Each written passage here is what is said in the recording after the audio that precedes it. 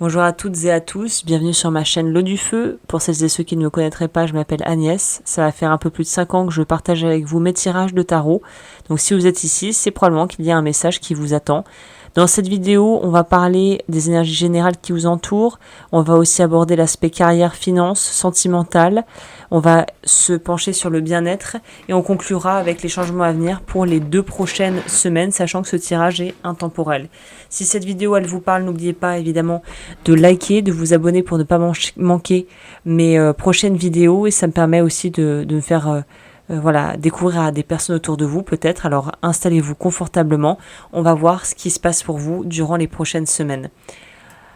Alors par rapport aux énergies générales, pour les cancers, il y a vraiment une notion une forme de tension intérieure. Alors je ne sais pas d'où elle émane, ce qui vous pousse à ressentir ça, mais il y a quelque chose qui en fait va vouloir un peu vous contrôler, ou dans le sens où vous avez l'impression que c'est soit je me fais contrôler par cette chose, soit je contrôle la chose ou la situation. Donc là, vous pourriez être en fait au prix avec des distractions, avoir peut-être des comportements qui vous ressemblent pas forcément, qui s'éloignent un peu de vos valeurs peut-être. Ça peut être des tentations très bénignes, comme des gens qui sont pas forcément super bons pour vous et qui vont peut-être vous pousser à aller vers des schémas familiers, mais un peu destructeurs, un peu comme une forme d'auto-sabotage, ou justement une réaction de peur qui fait qu'en fait on a des comportements qui sont pas forcément adaptés. Peut-être trop d'impulsivité, peut-être des vieux schémas qui ne vous servent plus, peut-être avoir le sentiment en fait d'être bloqué psychologiquement dans un espèce de marasme, de pensées un peu négatives. Et aussi, il y a un autre aspect, et encore une fois, ça parlera à tout le monde d'une façon différente, mais il y a un peu la notion de tentation, du démon de midi ou de minuit, je sais plus. Cette tentation, en fait, c'est un peu comme si on était happé par quelque chose, mais dans le fond, dont on sait pertinemment que c'est pas forcément très bon pour nous, en fait. Donc là, j'ai envie de vous dire que ce qu'on vous propose, c'est de pouvoir, en fait, sortir d'un cycle. Et la première étape, ça va être de pouvoir avoir plus de clarté par rapport à ce que vous vivez. Il faut commencer pour s'en dégager par une vraie volonté de s'en dégager et potentiellement de tourner la page sur une situation ou sur un événement qui n'a plus sa place en fait. Donc il est temps de laisser derrière vous quelque part les émotions un peu lourdes de regrets, de déception, de choses qui ne se sont pas faites, pour vous en libérer, parce que sinon ça va un peu être comme cette espèce d'ombre au tableau qui est présent, qu'on n'arrive pas trop à appréhender, ou peut-être dont vous êtes tout à fait conscient, mais qui vous empêche de pouvoir réconcilier avec une partie de vous-même. Donc il y a des blessures qui sont là pour vous permettre, en fait, c'est très étonnant comme message, mais cette notion en fait, c'est à travers les blessures aussi qu'on peut se servir un peu de boussole intérieure pour pouvoir prendre des décisions qui sont beaucoup plus éclairées, beaucoup plus conscientes et beaucoup plus, on pourrait dire finalement, sages. Donc c'est une vraie période de libération pour vous qui est en train de s'opérer. Mais encore une fois, on vous dit, en étant peut-être un petit peu dispersé ou en proie, comme on le disait, avec des petites rechutes, peut-être au niveau de comportements que vous pensiez avoir laissé derrière vous, ou de situations que vous pensiez être vraiment terminées, on vous dit, prenez en compte vos responsabilités, et aussi émotionnellement, c'est-à-dire que assumez ce que vous vivez sur tous les plans, parce que vous pourriez être tenter d'éviter des conversations un peu dures, à vouloir tourner un peu autour du pot, peut-être ignorer des problèmes qui sont là depuis un certain temps mais qui ont besoin d'être traités. Donc là on vous dit,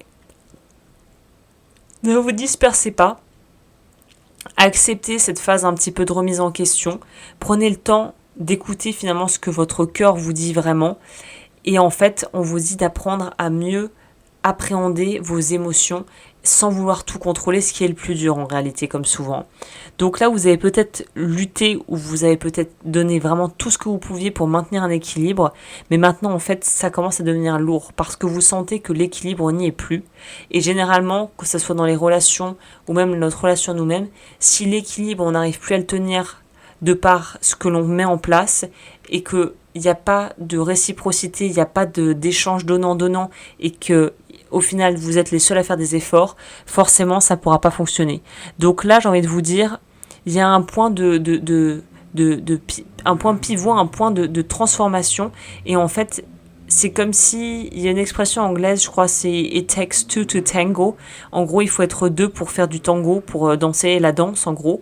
Donc, si un des parties, une personne ou des gens n'ont pas envie de faire cette danse avec vous, il faut pouvoir aussi l'accepter, le voir et arrêter de vous donner une énergie folle dans quelque chose qui ne va pas du tout vous aider à avancer, quoi.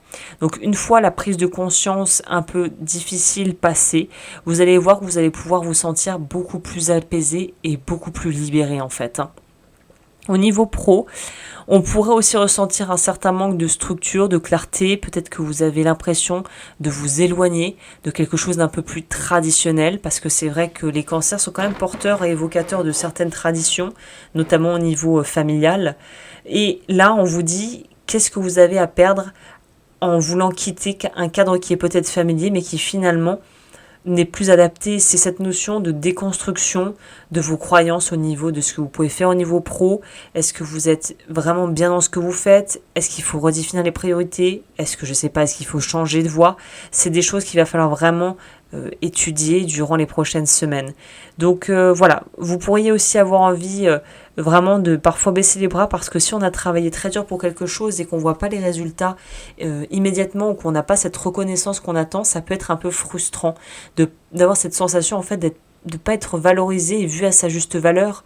Donc là, il semblerait que vous ayez l'impression que vous redoubliez d'efforts pour faire des choses et que les gens ne voient pas ce que vous faites.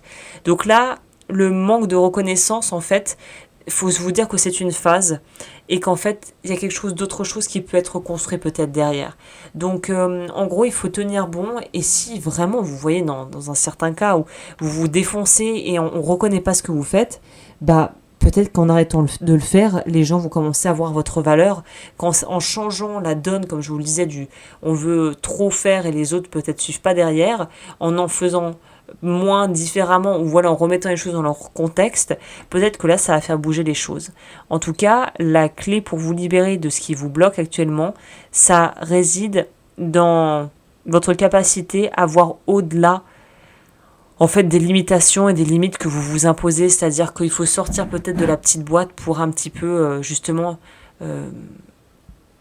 vous voir sous un autre angle, on pourrait dire.